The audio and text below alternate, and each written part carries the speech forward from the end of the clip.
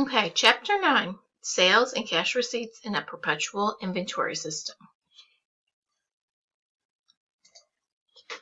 There's going to be 3 learning objectives we're going to learn about. This first one, we're going to learn about explain and journalize entries for sales, sales discounts, sales returns and allowances, transactions for a perpetual inventory system. The next PowerPoint will be to record 2 subsidiary ledgers and post general ledger sales transactions and returns. And the final learning objective will be record and post cash receipt transactions and prepare a schedule of accounts receivable.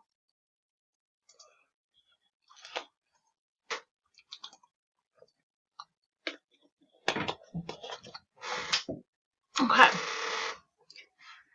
So, introduction to the merchandise cycle.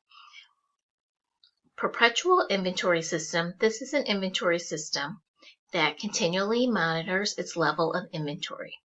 Advances in technology and the need for real-time information regarding inventory sales and related costs of goods sold has spurred the use of this system by businesses by both large and small. So there is perpetual inventory system and a periodic inventory system. Perpetual means you keep track of the inventory on a day-by-day, hour-by-hour basis, and it's easy to do that with our cash registers nowadays. Kohl's should always know what their inventory is because they know what's going out the door based on the cash register. You know, I want to say in olden times, but in earlier times, it wasn't, before the computer age, it wasn't so easy to keep track of perpetual inventory systems, doing that by paper and pencil.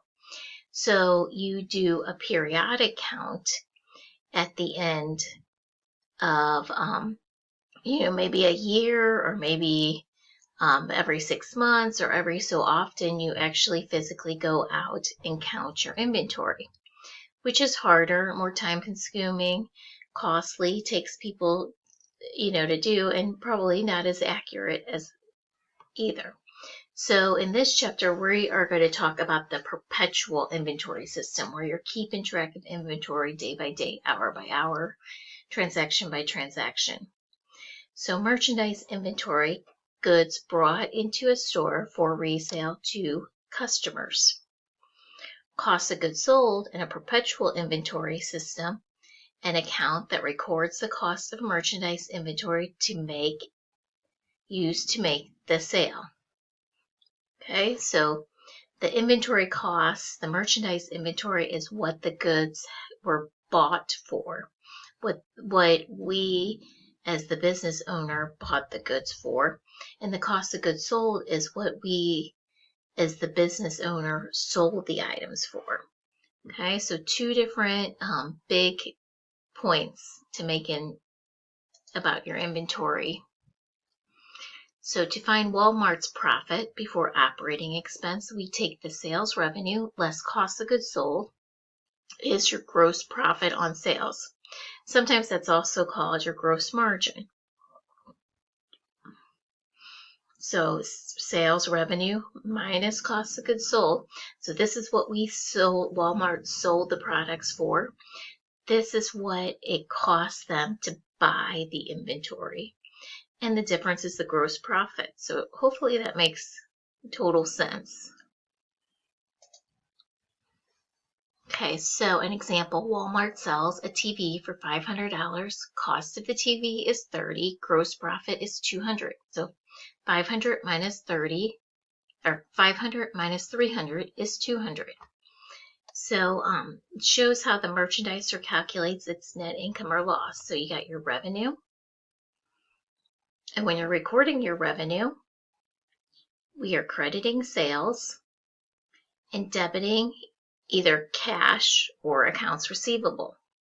And sometimes it might be cash and accounts receivable, depending on how they pay for the transaction. They might pay $100 in cash and put the rest on credit and owe you at a different time. To record cost of goods sold,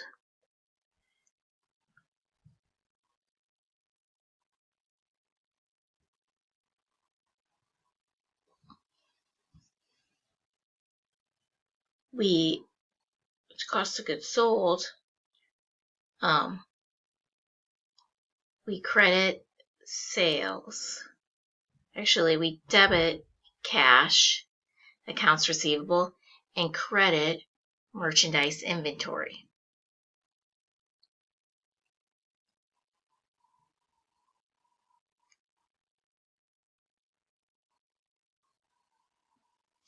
To calculate gross profit, it's profit before operating expense, which is just revenue minus cost of goods sold is gross profit, minus operating expenses, expenses not directly related to the sales, and net income or net loss is the gross profit less operating expenses.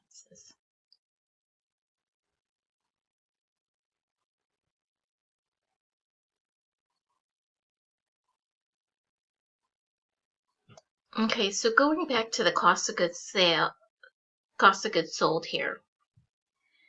So when you sell something, kind of like for the revenue up here, it's repetitive where it's saying again, you're crediting sales, debiting cash, accounts receivable.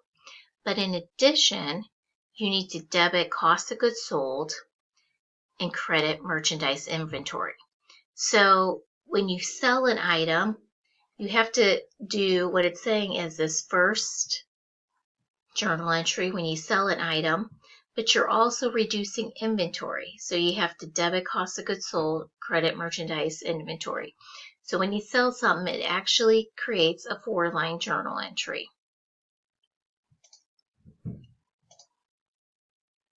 Okay, so recording merchandise transaction. Let's assume that on July 9th, Walmart bought a flat screen TV from Sony Corporation for $7,000 on account with terms 2 net 10, 2% discount if paid within 10 days, net if paid within 30. Walmart will record the purchase as shown in figure 9.4.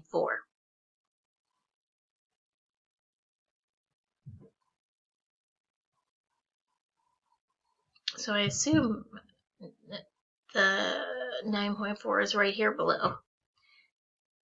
So we're debiting merchandise inventory, $7,000. We're buying inventory and we're crediting accounts payable Sony $7,000. So merchandise inventory is an asset. To increase it, we debit it.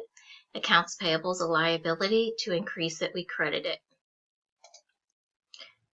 Okay, the buyer, not all purchases will go to merchandise inventory. Companies will purchase supplies, equipment, and so forth that are not for resale to customers. Those amounts will be debited to specific accounts such as equipment as listed below. So debit shelving equipment, $5,000.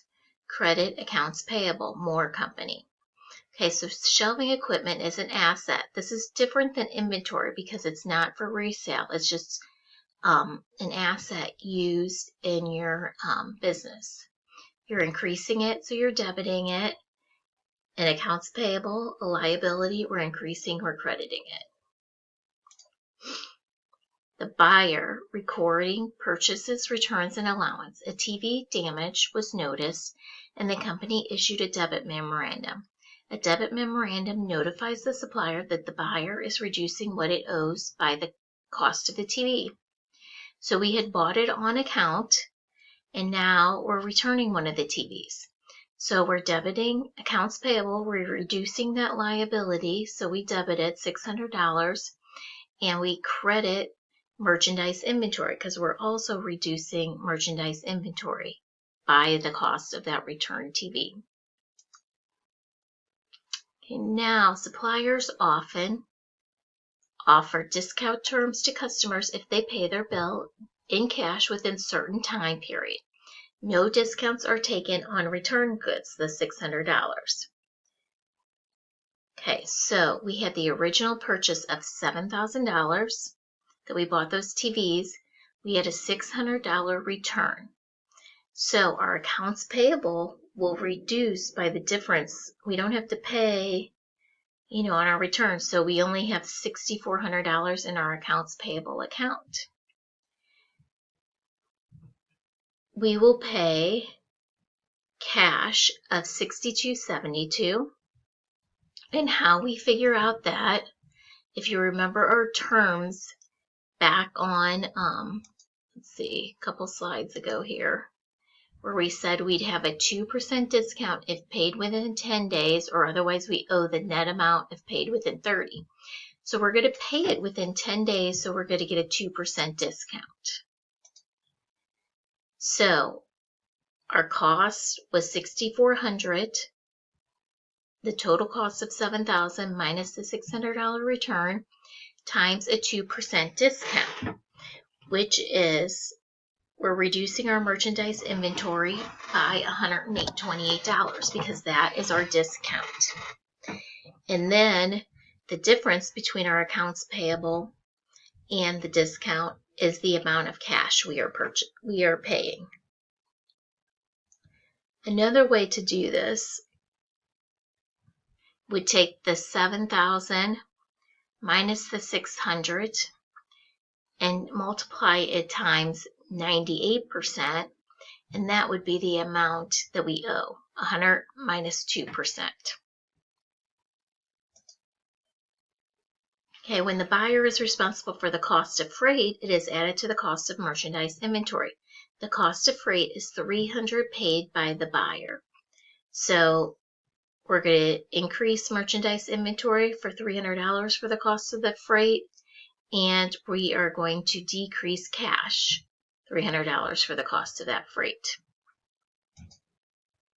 Okay, now we're going to switch to the seller's transactions. Okay, before it was the buyer's journal entries, but we also have to be able to record the seller transaction. So sale revenues are earned when the goods are transferred to the buyer. The earned revenue can be for cash or credit. Keep in mind, when using the perpetual inventory system at the time of the earned sale, the seller will do the following. At selling price, record the sale, cash and or credit. At cost, record the cost of inventory sold and the reduction in inventory. So there's 2 journal entries sold when they're selling something. So the following is an example of a TV for $950 on credit to customer Jones on August 10th, which cost the seller $600. So we have to record the sale of $950. So we're debiting accounts receivable for the specific account for Jones for $950 and crediting sales $950 because we made that much in revenue. But we also, our inventory is reduced, and the amount which our inventory is reduced is $600. So we debit cost of goods sold, which is an expense, $600, and we credit merchandise inventory because we want to reduce that because that inventory went out the door at the amount we purchased it for, $600. The sales returns and allowance is a contra revenue account with a debit balance, the opposite of sales. The following example shows a customer return a $950 TV that had purchased on account. Remember, the cost of the TV for the seller is $600. So we need to return the TV. So we're reducing sales returns and allowance. We no longer had that sale because they're returning it. So we debit sales returns and allowance and credit accounts receivable. They no longer owe us, so we have to reduce our accounts receivable. And then we also have it back in merchandise inventory now, provided it's still a good product and can be resold again. So we're debiting merchandise inventory for the cost of that inventory and crediting cost of goods sold. Okay, the seller's view of sales discounts. Discount period is the time when a discount is granted. So a 2% discount if it's paid within 10 days, otherwise the net amount has to be paid in 30 days. This is no discount, so the full amount is due within 10 days after the end of the month. The credit period is the length of time allowed to pay the amount owed on the bill. A sales discount is a contra-revenue account that records cash discounts granted to customers for payments made within the discount period. Okay, so recording the discount, you debit cash for the amount of the sale, you have your sales discount, and then you have your accounts receivable when you're recording the discount. Okay, taxes collected on sales and are forwarded to the state. You're required by law to collect sales tax on most items. This is a liability to the retailer because they have this liability, and then at the end of the month or year or quarter, they have to pay this sales tax to the state. So they accumulate it. The sales tax on the cash purchase is calculated as followed. So if there's a 5% sales tax, you take $950 is how much it costs, and then the tax, so it'd be $47.50. So you'd have to have the cost plus the tax to get the total amount of cash you would be owed. And then this amount of tax would go to a liability account. So here is the demonstration where we would collect the total amount of sales in cash. We'd have a credit, a liability for our sales tax payable we would increase, and then our revenue would go to sales. Okay, entries for both the buyer and the seller. So this is a really good chart to kind of memorize or make sure you know this, so Walmart the buyer versus the seller. When you bought the inventory for resale account, you debit merchandise inventory, credit accounts payable at cost. Issued a debit memorandum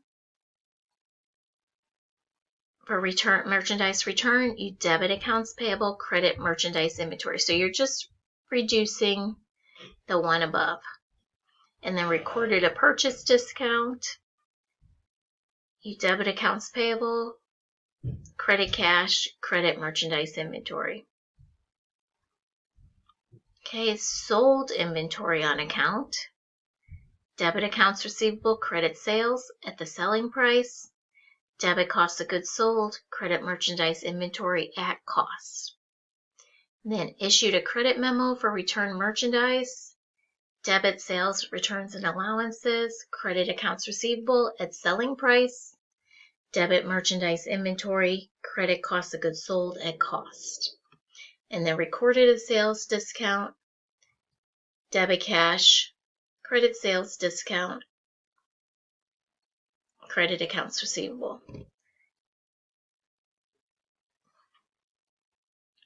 Okay, and that concludes Learning Objective 1 for Chapter 9.